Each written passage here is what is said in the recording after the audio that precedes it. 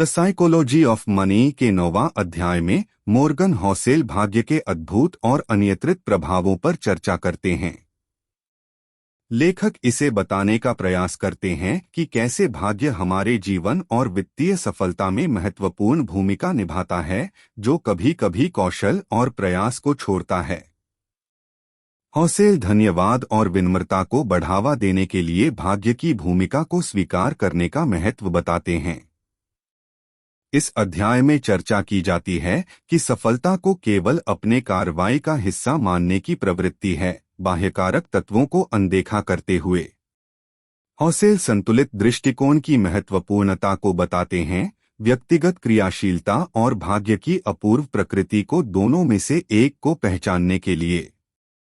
कुल मिलाकर 9वां अध्याय भाग्य और वित्तीय भलाइयों के घुमावदार गतिविधियों की एक चिंताजनक खोज का कार्य करता है। इस अध्याय में लेखक मनी और भाग्य के बीच के जटिल संबंध को समझाने के लिए एक विचारशील दृष्टिकोण प्रस्तुत करते हैं। वे बताते हैं कि कई बार व्यक्ति केवल अपने कर्मों को ही सफलता का कारण मानता है, जबकि हकीकत में उसके चारों ओर के पर्यावरण का भी बड़ा हिस्सा होता है। व्यक्ति को अपनी सकारात्मक क्रियाओं का सही मूल्यांकन करने और अदृश्य तत्वों की पहचान करने के लिए प्रेरित किया जाता है।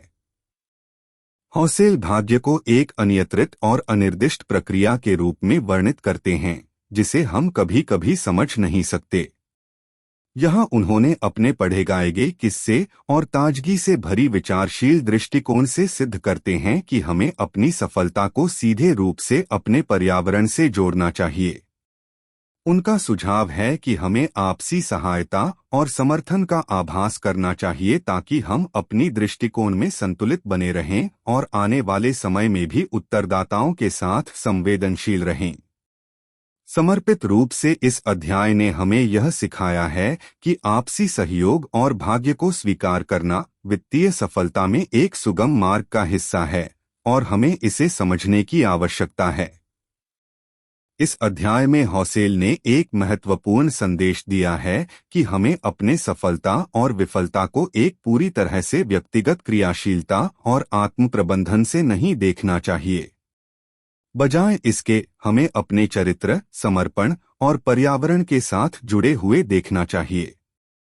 अक्सर हम अपनी सफलता को सिर्फ अपने कार्यों का ही परिणाम मानते हैं, लेकिन हॉसेल ने इस एक दिशा की सोच को बदलने की आवश्यकता बताई है।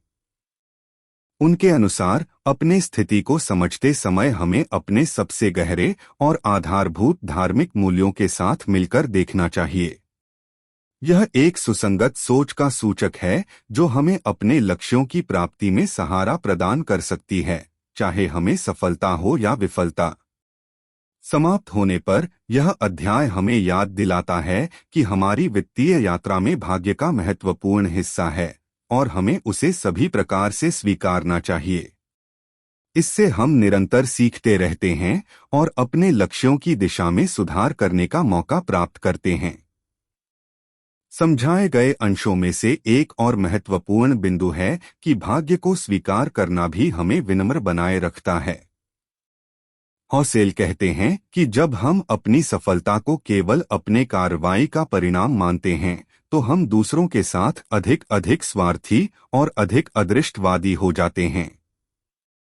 भाग्य को स्वीकार करने से हम दूसरों के प्रति अधिक समर्पित और उदार बनते हैं, जिससे हमें सामाजिक और व्यक्तिगत स्तर पर अधिक संबंध बनाए रखने में मदद मिलती है। इस अध्याय का सारांश है कि वित्तीय सफलता में भाग्य और कार्रवाई दोनों का महत्वपूर्ण योगदान होता है। हमें हमारी कार्रवाई की पहचान करने के साथ साथ हमारे आसपास के पर्यावरण को भी समझना चाहिए ताकि हम सही दिशा में आगे बढ़ सकें। यह एक अद्वितीय और गहरा दृष्टिकोण है जो हमें वित्तीय नियंत्रण और सामरिक समर्थन के संबंध में सीधे सवालों पर विचार करने के लिए प्रेरित करता है।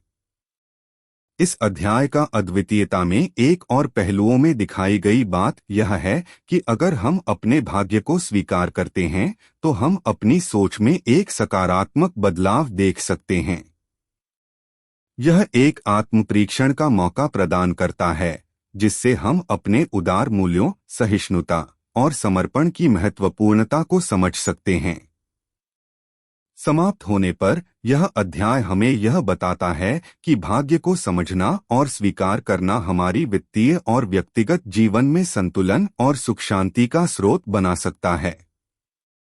इससे हम अपनी दृष्टिकोण में गुणवत्ता और समर्पण की ऊंचाइयों की ओर बढ़ सकते हैं, जो एक सशक्त और सुरक्षित आत्मा का निर्माण करने में मदद करता है।